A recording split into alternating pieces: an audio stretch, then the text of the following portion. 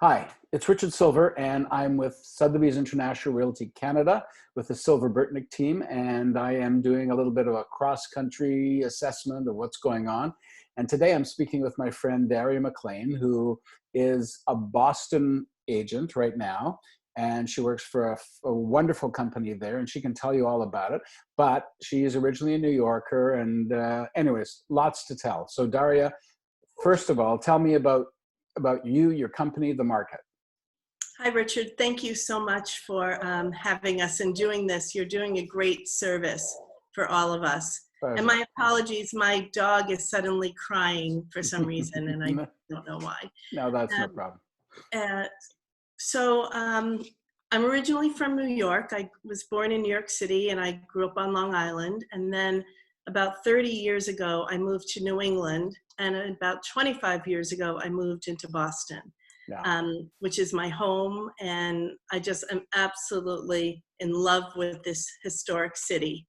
Yeah, it's a wonderful city. I always love coming to visit you guys. Yeah, yeah. So Boston is interesting because we're the mecca of healthcare, biotechnology. We're a big finance center, education. So people from all over the world for decades have moved to Boston and stayed. Yes. So we have had an increasing problem with housing where we haven't had enough housing, especially in the prime downtown location areas, because we are historic, we're limited space. So we're starting to build up. We have a lot more vertical luxury high rises going up all over the city, but even with that, we have a shortage. So before this happened, we had competitive markets throughout the greater Boston area, multiple offers. You know, if your property stayed on the market longer than a week, if it didn't go off the market over the first weekend, oh boy, the sellers panicked because, yeah. You know, what's wrong? And so, sort of sounds like the Toronto market, really. Right. And my particular area is downtown proper. So I'm in all the historic districts, which is Back Bay, Beacon Hill, you know, the original area of Boston before they actually. Do they have height restrictions there as far as building up? Yes. Sort of like Washington does, Washington, D.C. does, and yes. So the downtown areas like Beacon Hill and Back Bay and the South End, they have very strong historic associations and a lot of regulations. And they did that because there were a couple of buildings in the Back Bay that went up, I don't know, 12, 14 stories. And the neighborhood just objected, and they did not want that happening. Yes. So we still have a need. Sellers need to sell. Buyers want to buy. But I think because it's such an intellectual city with all the hub going on, people are also realizing this. We're in a serious situation. Yeah. And we were first non-essential. Now we're essential. However, there are restrictions. You know, we can't do open houses. Oh, yeah. We're doing virtual showings. The big issue is, you know, January and February, Boston tends to be cold and snowy. And a lot of people are just starting to think about putting their houses on the market and just starting to prep and talk to stagers. So many of us who've been working with sellers haven't had the photographers in yet, or the videographers. Yes. And it's something we need to do, but many of the companies are not willing to do so. There are a handful of photographers who are willing to go into people's homes, but some of the sellers are resistant, and that's absolutely understandable. Yes. And I think as agents, especially in the denser cities, we have to be really mindful of the messages we're sending out, because I see all over Facebook agents posting, you know, private showings, come see us.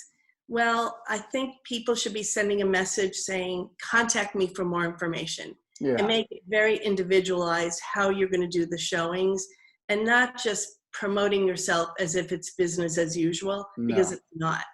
it's not. We've been taking advantage of the time. I've been interviewing our service providers to find out what their limits are, what they can do, what they can't do. I've been talking around the US and Canada to you guys to find out what's happening in different states and provinces. And I'm going to spend some time this week in different countries and just see how people are dealing, because this is horrific what we're dealing with, and absolutely unprecedented in our lifetimes, and I'm sure anybody's lifetime these days. And what I'm finding is that many of my sellers love Zoom meetings. Yes. And I did a listing and appointment Yeah. by Zoom, and we're going to put it on the market. It's a beautiful duplex in Boston's historic South End, and it will go on the market when we can. And we're just prepping ourselves and getting ready and working Yeah. on all the marketing materials. But I think it's also important for us to really explain to our clients what virtual showings mean, because many of us throw out these terms, Matterport. Well, the average buyer or seller really has no clue what Matterport is. Yes. And it's a way to see a house virtually where you're walking through the house room by room. And they even have features where it does measurements. So Yes. you can be in the they're house virtually. Yeah, they're wonderful. Once the photography is done for a Matterport, it's amazing, and it's basically a 3D situation. I mean, you really get a sense. And I have to say, in some of the situations over the past years, even before this happened, there were properties that were sold maybe to a foreign buyer, or the husband saw the property, the wife didn't see it, and it was done virtually.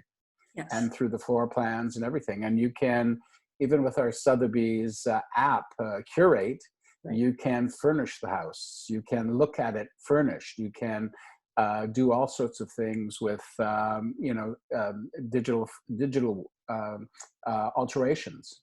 Mm-hmm. Anyways, I just wanted to find out, you are sheltering at home.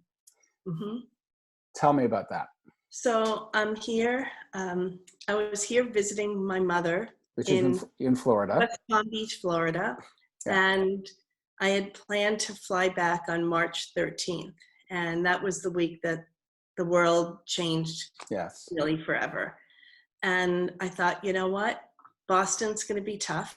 I didn't feel comfortable leaving my mother.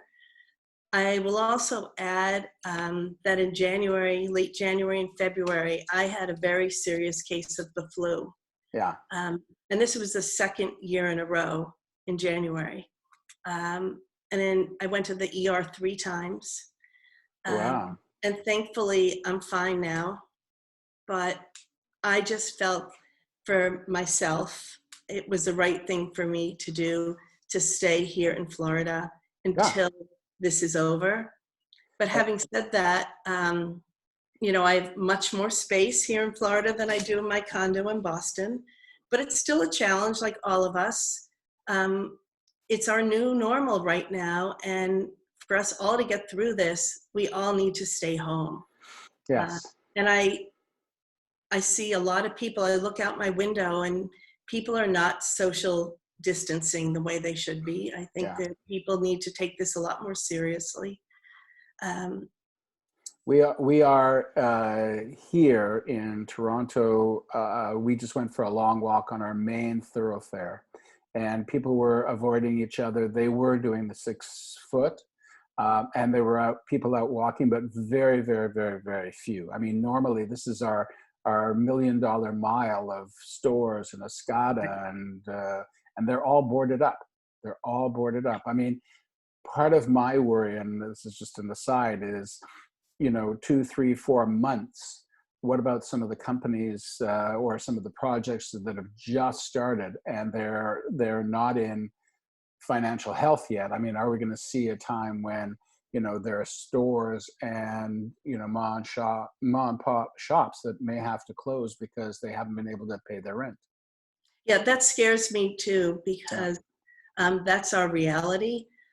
For us as real estate agents and working with buyers and sellers, we will get through this, Oh yeah. because housing is one of the essentials of life.